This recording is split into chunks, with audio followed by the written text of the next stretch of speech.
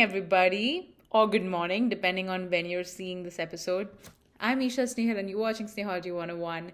I'm here back on my channel after a really long time, and I apologize, I've been actually using this excuse for a while.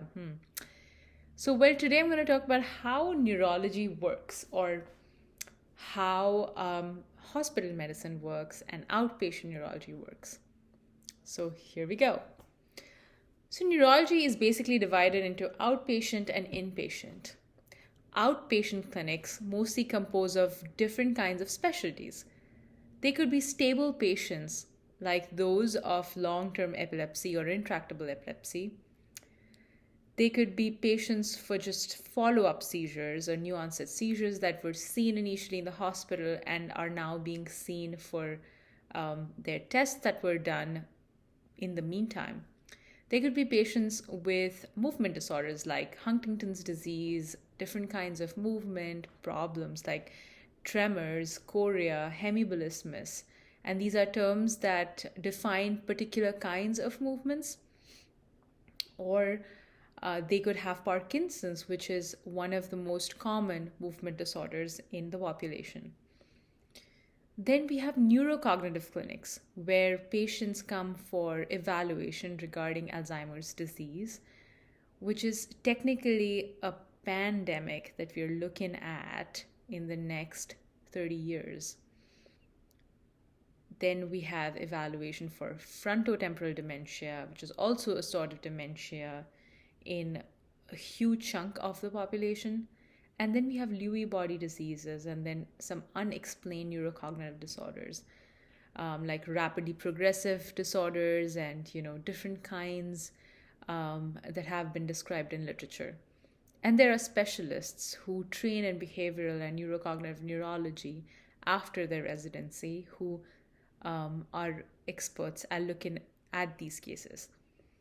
Then we have patients who come for evaluation for neuromuscular things like neuropathies or carpal tunnel syndrome, which is one of the common diseases that we see in the population because a lot of people work on their computers and there's obesity, there is hypothyroidism that predisposes to carpal tunnel syndrome. And then we have headaches that are very, very commonly seen, especially migraines with and without auras, or chronic migraines, or unexplained new onset headaches, or daily headaches, or headaches that could be just secondary to something totally different, like a sinus disease or a new mass, who knows. So basically they come into your regular outpatient neurology clinics for evaluation by a neurologist. Then we have some patients, and a huge chunk of patients, who are coming for demyelinating diseases like MS or neuromyelitis optica, which is also that MS spectrum disorders. Then we have transverse myelitis and GBS that were once treated and now they just want to come for follow-ups. Then we have, infectious diseases.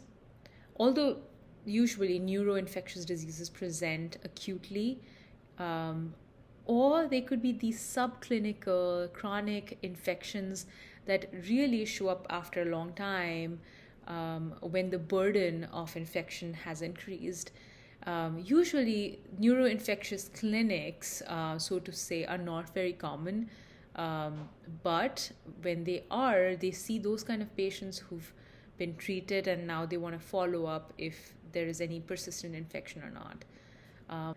Then we have patients for neuro-oncology, and now it's really picking up pace and there's a lot of research going on. A lot of the patients who've been seen to have a very different kind of mass, they come to neuro-oncology clinics and they're followed up to figure out what kind of mass this is and they figure out a treatment. There's like a whole multidisciplinary team that takes care of these patients. They involve hematology, oncology specialists, then neuroradiologists, then of course neurosurgeons who might be interested in taking out this mass, and of course somebody trained in neurology and oncology, that's a neuro-oncologist, who kind of supervises or brings all these specialists together to make a decision for the patient. So we do at UNMC, we have a fantastic team who takes care of these patients and then follows them for a long time. Usually patients who come for neuro-oncological assessments, they also have somebody from epilepsy who's following them, because these patients tend to have some seizures and they end up coming into the hospital quite often. So there is usually someone who monitors what kind of seizures he or she is having and what kind of medications we can use in such patients. A lot of these patients are on these very toxic chemotherapies and radiation, which can cause different neurological problems, and then they will end up being transferred to even neuromuscular clinics for neuropathies or these chemotherapy associated toxicities.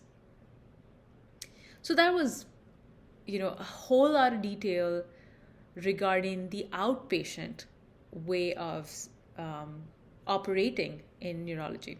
Now let's talk about inpatient. Inpatient is quite diverse as well. Usually, in most of the places, they're kind of divided into general neurology and stroke.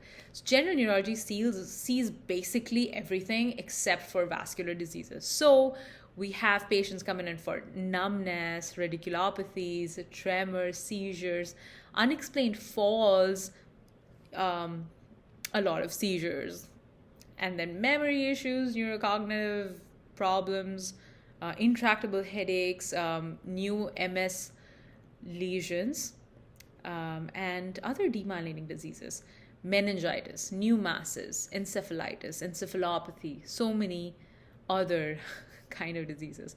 And you know what? What is the most common consult on general neurology service? Altered mental status. Yeah, exactly. That's what it is. And then we have stroke neurology, which is basically a whole different set of neurological diseases. What kind of patients we see on stroke? So we have patients like ones with sudden onset vision loss, diplopia, but it has to be binocular diplopia, then sudden onset paresthesias or numbness, weakness, speech issues, which could be aphasia, that is not being able to have fluency, problems with comprehension and repetition, and basically just naming, and then dysarthria or difficult having the slurred speech, which is kind of a very common presentation in patients with stroke.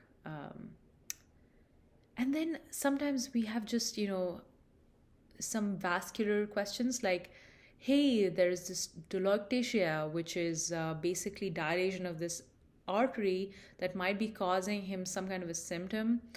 So these are like all incidental findings, and what we do is we actually look at the patient and we see if this artery is really causing trouble in his life or really interfering with the quality of life, and we see if neurosurgery would want to do something about it. And these aneurysms that kind of can press on certain nerves and can cause different symptoms.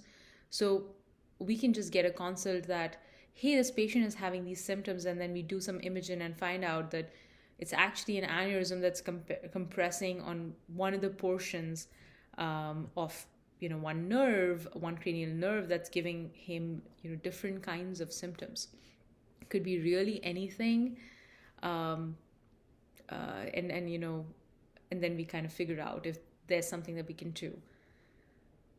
Then we have critical care consults, which are basically like altered mental status or problems or concerns regarding status epilepticus in patients with severe traumatic injury. So somebody with bilateral subdural hematomas, subarachnoid hemorrhages, um, patients who suddenly became altered after a good neurosurgery, and like if somebody went ahead and got an elective DBS placement, or had an epilepsy surgery, and right after that they're suddenly altered, non-responsive, and are not really behaving the way they would expect after the neurosurgery, then critical care kind of takes over and tries to understand what is causing his altered mental status.